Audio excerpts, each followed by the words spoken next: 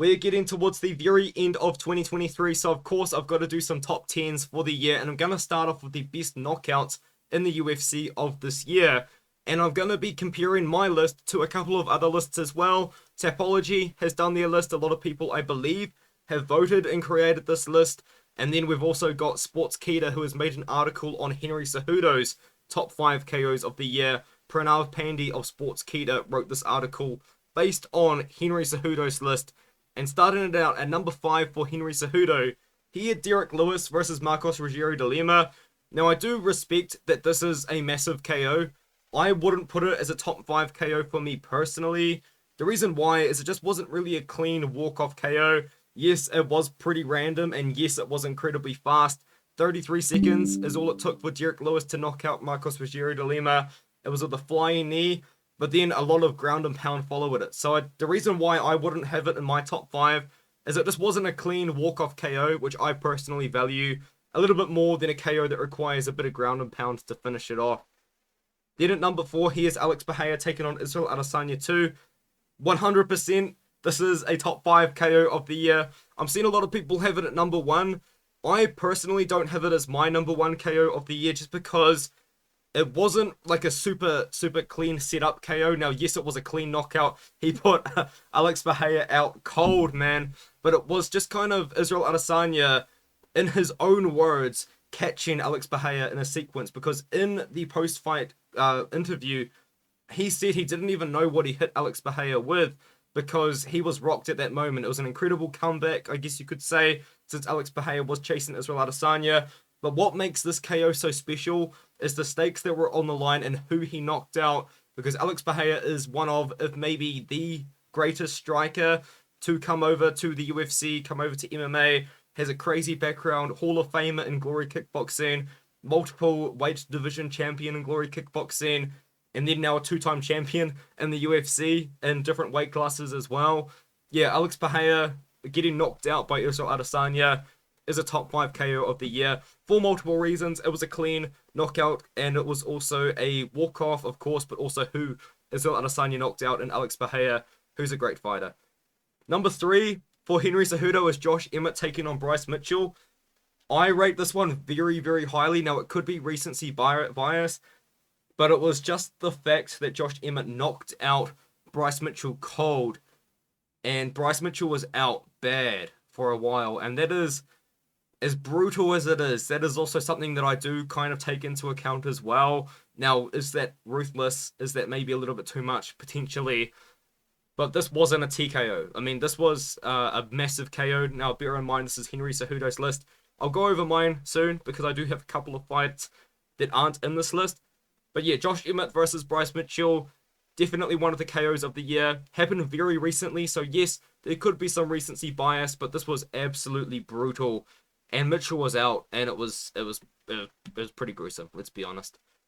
Number 2, Makhachev versus Volkanovski. Once again, a pretty clean KO, but it did require a little bit of ground and pound. But I think the one that this one is the fact that it happened in the first round and who it was against. Makhachev KO and Volkanovski, after a very competitive first fight, will definitely go up there as one of the best knockouts of the year.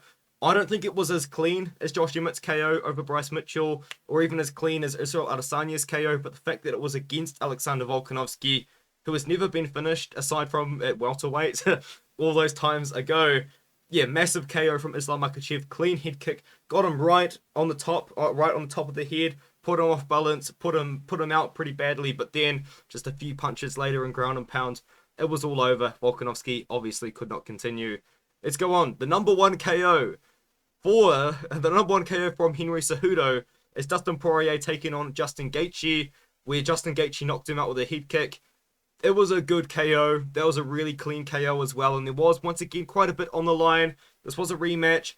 Poirier and Gaethje did have not really bad blood, but they had some sort of tension there, and it was for the BMF belt as well. So this was very good, and it was also the fact that Justin Gaethje knocked out Poirier. It was pretty good, because Poirier is not the most liked guy in MMA, so that was a pretty good KO from Justin Gaethje, I guess. But now let's get on to Tapology's list, and when I look at Tapology's list, I'm going to give you my list as well, because my list isn't like Henry Cejudo's list really at all. My KO of the year Once again, I'm fully prepared to admit maybe there's some recency bias.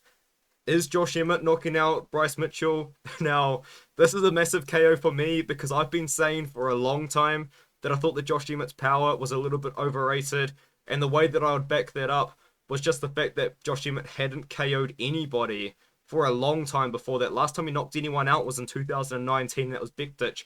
So that proved me wrong. Now, I did pick Josh Emmett to win by KO in that fight, I should remind you, but it was also just a kind of a big one because it proved me wrong. I think it might have proved a couple of other people wrong as well that thought the same thing. It showed that Emmett, at almost 39 years old, has some of the most power at 145, and it was just the way that he knocked out Bryce Mitchell. One punch, first round, and Mitchell was out cold, and it was not a good sight because he was out, and that is something that I do kind of pay attention to when I do talk about my knockouts of the year, is just how brutal the knockout was, and it was a big one. It was a big one, that's for sure. My number 2 KO of the year is actually Ismail Bonfim knocking out Terrence McKinney. This was massive. Ismail Bonfim was an underdog coming into this fight. He was an underdog on Dana White's Contender Series. For me, this has a little bit of personal touch to it because I am a big Bonfim fan. And yes, did he prove me wrong against Benoit Saint Denis? And did Benoit Saint Denis prove me wrong in his following fight? Yes. But for me personally, I had picked Bonfim back-to-back 2 times when people were doubting him. 80% of people on Tapology picked McKinney. Bonfim was the underdog. It had a bit of a personal touch for me because I loved Bonfim. I still do. I loved him at the time. Picked him at the time as an underdog. Was very confident in him as well. And he went out there and performed. But it was, to talk about the KO itself, a beautifully set up flying knee. Caught Terrence McKinney on the side of the face with a flying knee after Terrence McKinney kind of ducked into it and was falling for the feints that Ismail Bonfim was setting up with his very high level boxing and striking. Big KO. Terrence McKinney fell face flat into the canvas. Absolutely a top 3 KO of the year and should be on almost any list. My next big KO of the year, my number 3, is Bahia versus Israel Adesanya 2. Now, this is a tough one for me to admit because I'm the big fan of Bahia and not the biggest fan of Israel Adesanya, but you have to admit, this was a massive, massive KO, and this made a lot of people feel a lot of different emotions when it did take place. Fans of Izzy were probably running around the house. Fans of Bahia were probably crying in the lounge, let's be honest. I can't remember where I was. Yeah, I do remember where I was. I was live streaming. My reaction to this is probably quite golden as well. But, anyways.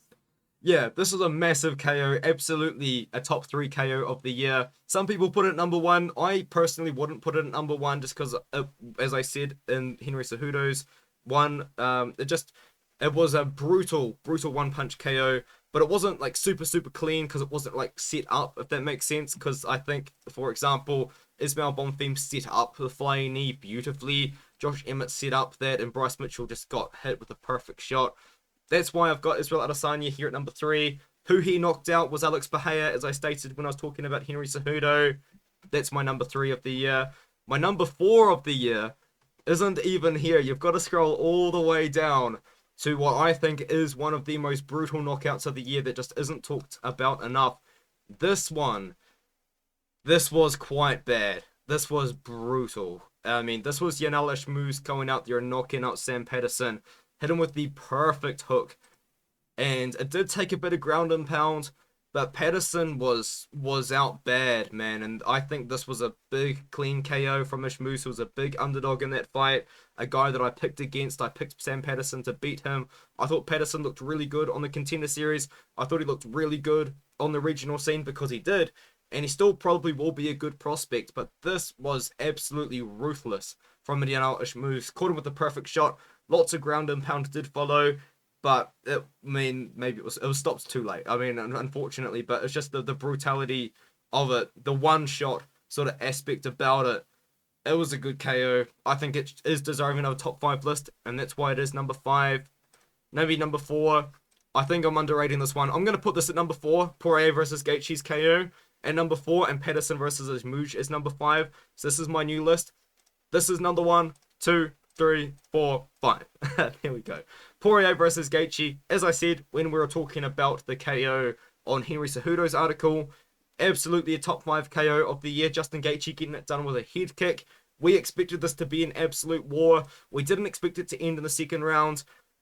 There was a little bit of satisfaction to it as well, because Dustin Poirier, in my opinion, is actually very unlikable. A lot of people love Poirier, but I find him to...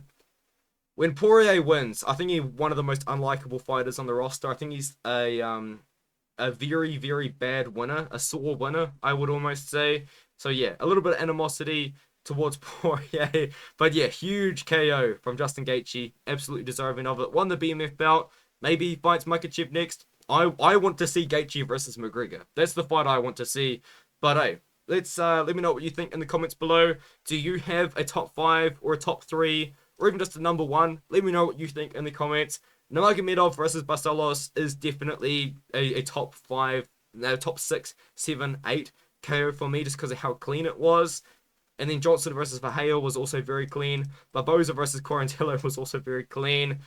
I wouldn't put Lawler versus Price in my top 10. And I would put Rodriguez versus Verheyen probably in my top 15, top 10 maybe as well. I mean, there are a lot of good KOs on this list. I mean, I went all the way down to number 29 to find a KO that I have in my top 5. So that's how good the KOs were. Dawson versus Green, I think, is probably deserving of a bit higher than 31 as well. There are a lot of good KOs of the year. Manuel Torres as well, I saw in as well here. Mota versus Torres, massive KO, top 20 KO, top 15 KO maybe on my list. Huge, huge KOs of the year. Let me know what you think in the comments below, and I'll see you guys in the next one.